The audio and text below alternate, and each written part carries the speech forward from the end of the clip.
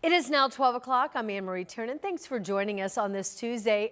We start off with breaking news this afternoon, a storage unit fire on the west side. So let's take a live look at the scene right now. This is at the Extra Space Storage Facility. This is near Lyndhurst and Troy. As you can see there, there's smoke that's coming from one of the units. Right now, you can also see there at the top of your screen that movement and those red vehicles there with the flashing lights. Fire crews are on the scene right now. We're working to find out what caused the fire, if anyone's been hurt, and as we learn more information, we'll bring it to you. In the meantime, it is a beautiful day out there, and we've got the lovely Lindsay Monroe, who is here to tell us what we can expect. Yeah, we are looking at another day of sunshine and above average temperatures. Had this weak boundary roll through earlier this morning. That did briefly increase cloud cover, so that actually kept our temperature up a bit during the overnight and into the morning hours. So we started our day warmer than yesterday, and we're likely going to end up a little warmer than yesterday. Still have some pretty active weather that's up to our northwest. That is all going to stay at bay, at least for today. We'll see some of those changes roll in tomorrow. Also bringing some slightly cooler air. Right now it's 72 in Muncie, 73 in Indy, still 66 where the sky was clearer over in Richmond. Things have started off a little cooler, so we're going to change that up for us. Over the next several hours, we are still headed back into the upper 70s eventually today, and then on into the evening tonight with that mostly clear sky falling back through the 60s and eventually at overnight lows that will fall into the 50s. We do have some pretty big changes headed our way into next week, as well as some storm chances for the weekend. We're going to talk more about those changes coming up in your 7-day forecast. Lindsay, thank you. Happening right now, the White House border czar, Tom Homan, is hosting a speech and a luncheon here in Indianapolis. In fact, it's inside the Indiana House Chamber downtown. And we do have crews there right now at the State House, and we have pictures from inside the event right now. Keep in mind, this is a hot issue in our state. Indiana right now is in a deal with the federal government where the state of Indiana has agreed to house ICE detainees. That deal, which uses the Miami Correctional Facility for housing, started just this month. Right now, Indiana is currently charging the federal government $291 a day per detainee. The average stay for a detainee is between 34 to 45 days, according to the Department of Corrections. So as we learn more about this speech and about what messages that they're conveying today, we will bring you coverage here on all WTHR platforms. Now to other news making headlines today, and we start in the Martindale-Brightwood area. That's where some neighbors are coming together. There's a handful that says they just do not like the idea of a potential data center moving into their community. In fact, a few dozen of them yesterday gathered in protest of the center. Their argument is this. They say an empty lot that once was the home of the old Sherman Drive-In Theater hasn't harmed anyone by sitting vacant, and they don't think that a tech company is the right fit to take over. Now, if approved, MetroBlock, which is the company behind this proposal, would develop this site. That's something protesters don't want to see. You can see today, it's not just what we feel, or I feel for that matter, it's what we feel collectively, that Martindale-Brightwood and our allies and our community partners stand for Martindale-Brightwood, stand for the development and growth, and we continue to tell the data centers we don't want you here. It's just that simple. So they believe there are better options for the site. They tell us they're following after the Franklin Township residents who recently and successfully protested against a Google data center developing there. Organizer Jane Wilson says this is only a small group, but it is a start.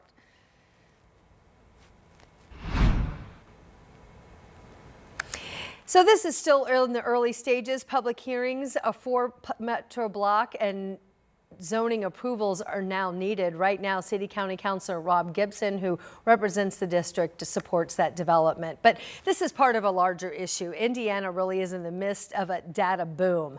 The site Data Center Map reports 74 facilities statewide. That is about a 30% increase since just March. 30 of those data centers are located in the heart of the state right here in Indianapolis. We have an in-depth report on the growth of data centers in Indiana. If you head to our website right now, WTHR.com/SeenOn13. Other news now, the Whiteland teen who is charged with the rape of a 79-year-old woman now remains in custody in the adult detention center. Police say that Ariane Smith attacked the woman as she was bringing in her groceries.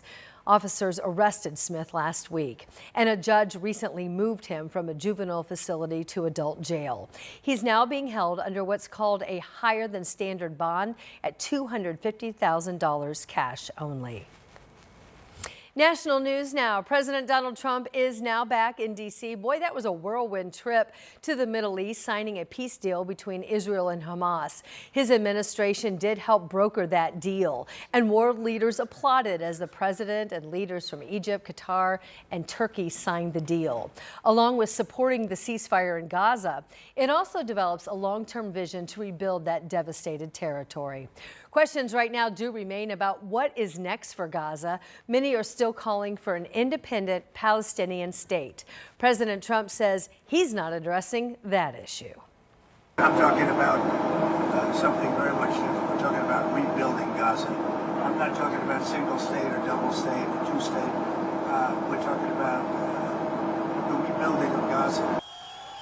Yesterday's summit unfolded soon after emotional reunions. Hamas released 20 remaining living Israeli hostages, and Israel started to free hundreds of Palestinians from its prisons too. Here in Indianapolis on this issue, the Jewish community is celebrating release of hostages.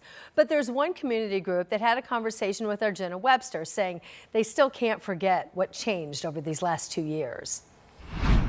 At the Jewish Community Center, the Israeli flag raised high. The Star of David, hard to miss. Staying up last night, watching the hostage release, waking up this morning, reading what happened while, in the interim was really pretty amazing. Mark Swatez is the CEO of the Jewish Federation of Greater Indianapolis. He says it was hard to sleep in anticipation of this moment. It was just a time of pure, unexadulterated joy. But at the same time, when we're standing here now, this is really mixed. It's really tinged with a lot of really difficult emotions. I mean, we have 20 alive hostages came home, thank God, and that's an amazing thing. But so many of the hostages now are coming home who are no longer alive. While people celebrate in Hostage Square halfway around the world, Swatez says it's just as personal here in Indianapolis. And it's hard for him to forget what's changed. Anti-Semitism has gone up over 500% as a result of this war, and I don't see that really going down. So what is the new rhetoric going to be, and how do we meet that rhetoric? That's sort of what we're thinking about now. How do we move forward from this event, both with the good and with the bad? Moving forward also means an eye to the Trump administration's 20-point peace plan. And real peace in the Middle East is something for which we can all pray. I also talked briefly with Eitan Goldstein, a North Central High School grad. He's lived in Israel about 12 years now. He was about to enter a synagogue, so couldn't do a full interview with me. But he says everyone in Israel is ecstatic. Goldstein says it's as if a dark cloud has been lifted off the country. People on the streets are smiling and happy, and there's a general feeling of lightness and relief. He goes on to thank the Trump administration and says he's feeling cautiously optimistic about the future of the peace plan. In Indianapolis, Jenna Webster, 13 News. They also told Jenna that they're hosting an event Thursday night at the JCC. This will commemorate the end of the war. They say this event will be focused on remembrance, resilience, and healing. It is now day 14 of the federal government shutdown, and now labor unions here in Indiana say something has got to give. Flight delays or long waits at TSA security lines are some of the most visible places that you might notice some fallout from the shutdown. But the effects are widespread, and it's not always as obvious. The American Federation of Government Employees is a part of the AFL-CIO. The national president says it is not fair for workers to be used as political pawns or for Americans to lose access to critical resources that the federal workers are providing. How do you go and say, I'm the big guy that's making sure the hostages come home, when you have the entire United States of America held hostage? Union leaders are urging people to make their voices heard and to reach out to their lawmakers and share their concerns.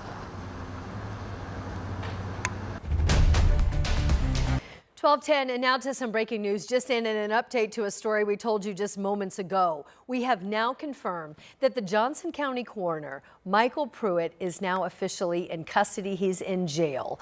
The sheriff's office confirmed that he just turned himself in on a warrant. This is for 14 charges that are related to providing a minor with alcohol.